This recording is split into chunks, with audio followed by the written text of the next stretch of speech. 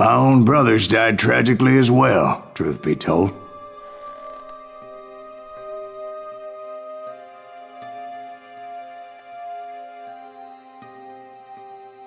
It was 1868, and me and my older brothers were pulling a tidy profit running cattle into Juarez, Mexico. One night after my brothers retired for the evening, I found a little poker game in a cantina with a couple of cowboys. And I just couldn't lose. I even won an old Spanish coin that had to be 100 years old.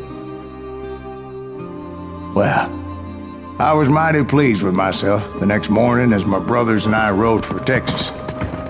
But before we crossed the border, those cowboys caught up with us. It was Johnny Ringo, Roscoe Bob Bryant, and another asshole named Jim. They wanted their money back and everything else we had, including our lives, as those boys didn't want us coming for them later.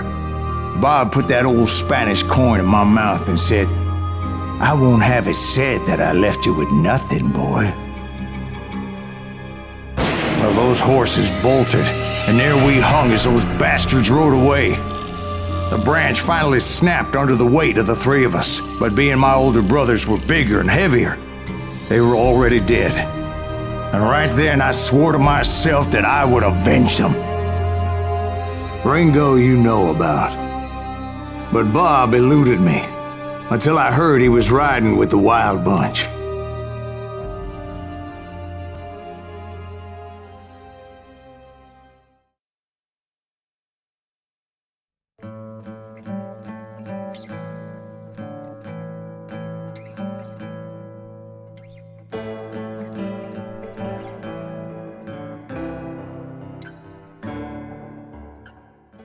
I'd been on their trail for months, ever since they left their hideout in the Bighorn Mountains.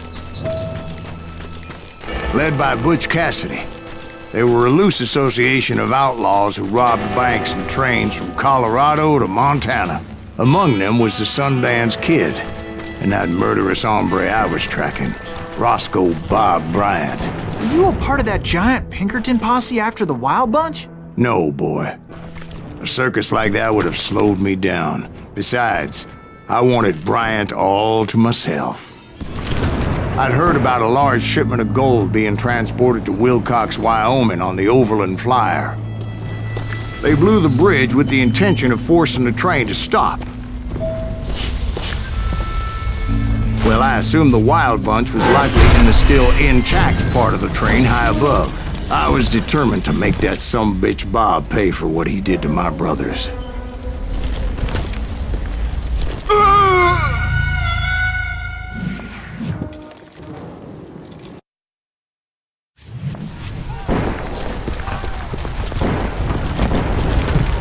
So I had no choice but to make my way up through the passenger cars dangling down.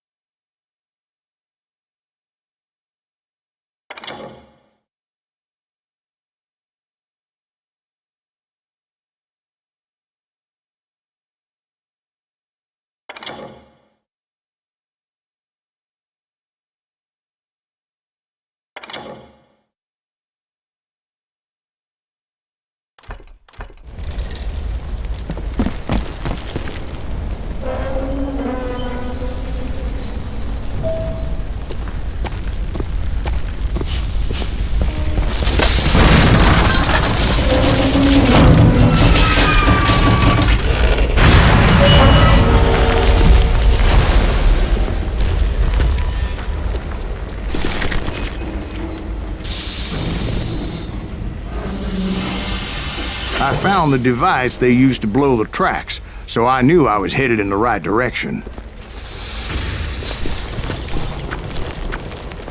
My ears are still ringing from blowing up that bridge. What'd you say? I can't hear a goddamn thing! Well, I made my way off unscathed and came upon a few members of the gang and had no choice but to dispatch them. Oh, shit! That silent scream! What the hell? From there, I had to negotiate an even more precarious route. I'm putting you down!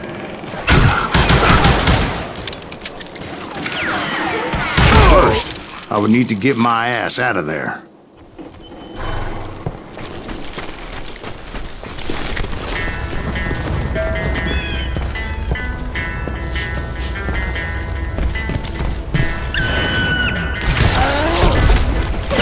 I jumped from the frying pan into the fire as the train was clearly fixing to fall.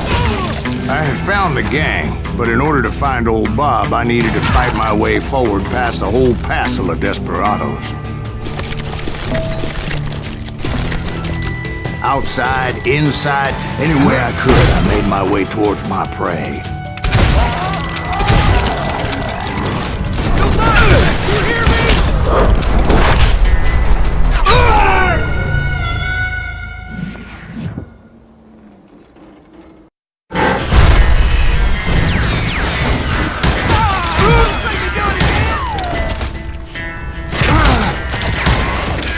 Those are my friends you killed!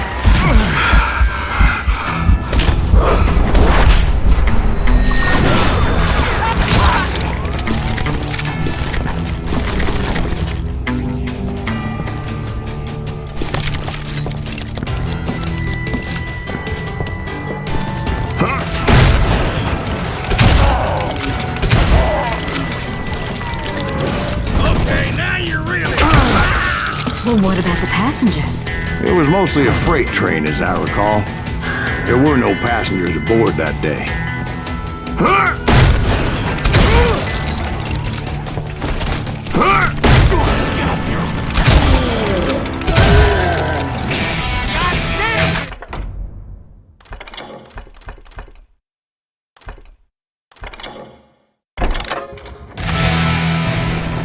Had enough?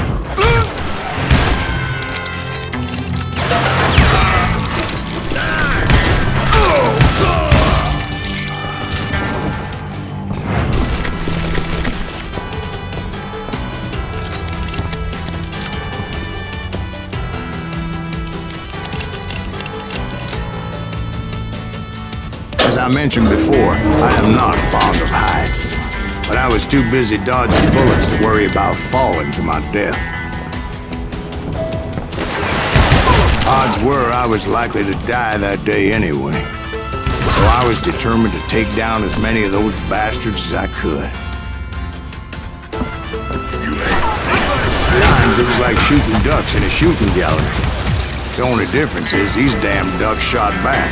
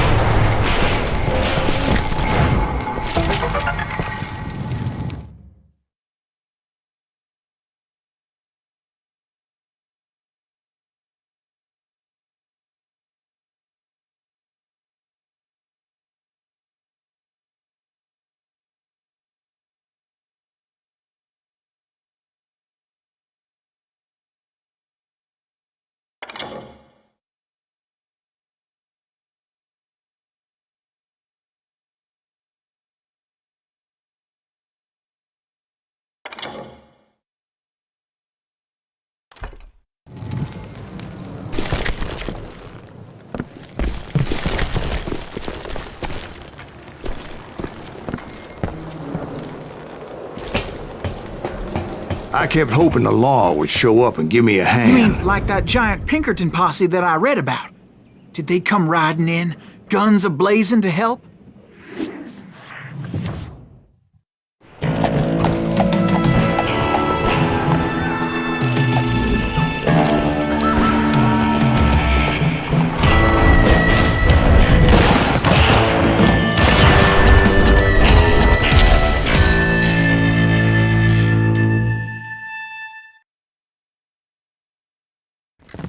Help?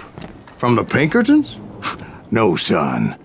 I had to fight the Wild Bunch all by my lonesome, as usual. Who the hell is that?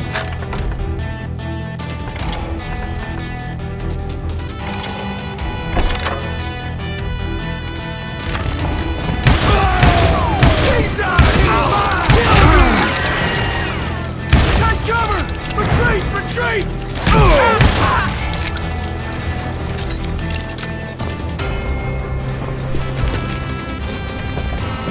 He's killing everybody!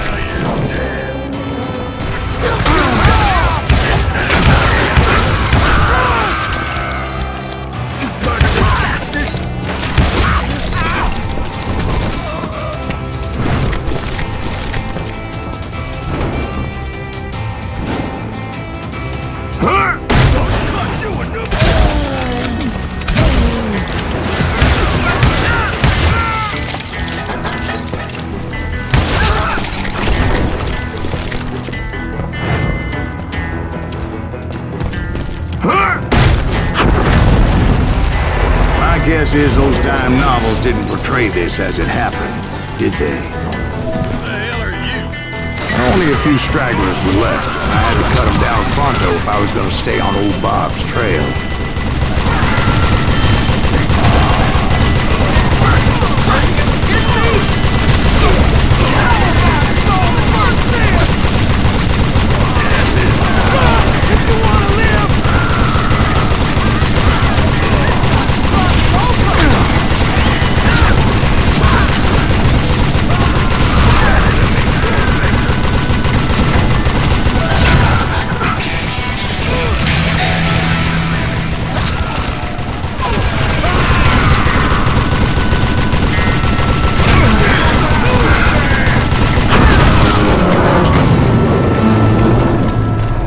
Once I silenced all those guns, I went searching for my nemesis, determined to finally have my justice. But the only survivor who welcomed me was George Flat-Nose Curry. Who was he? The fastest gun in the gang. Right after Sundance, I mean. And Kid Curry, and maybe Elsie Lay. Though some folks might dispute that.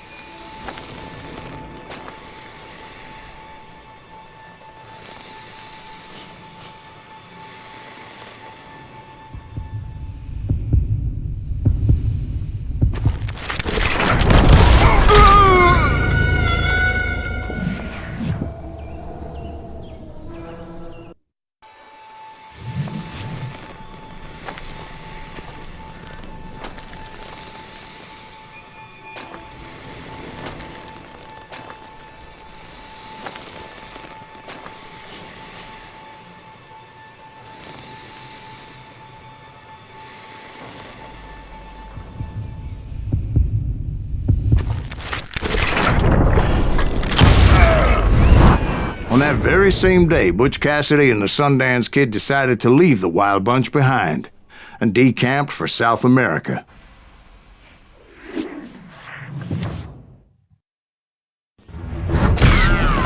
They ended up living down there for many years, but I'm sure you already know all about that.